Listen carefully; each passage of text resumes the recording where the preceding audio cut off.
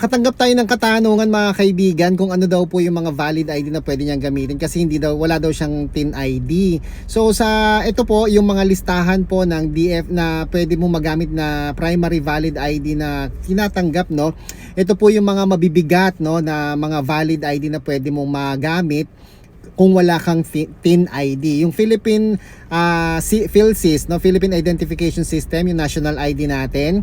Yan pwede mo ipakita yan, Phil ID card o ePhil, yung Philippine System Digital ID, Philippine Passport issued by the Department of Foreign Affairs, yung driver's license issued by the Land Transportation Office, yung including the card format, yung student permits pwede din po yan basta hindi po paso.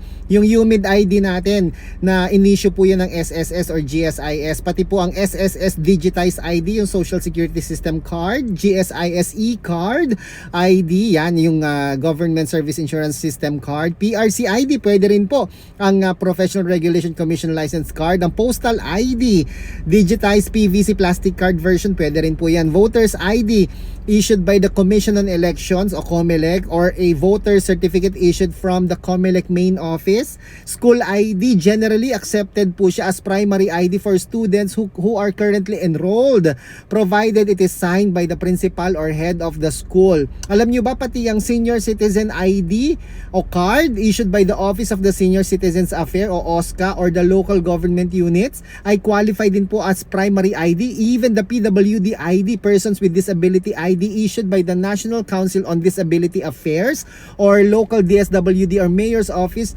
are accepted. Ngayon, meron naman tayong mga secondary ID kung hindi nyo naman po available yung mga yan.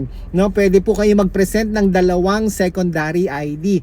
Preferably with picture and signature. Yun na nga po, papasok na po yung TIN ID issued by the Bureau of Internal Revenue, ang PhilHealth ID card.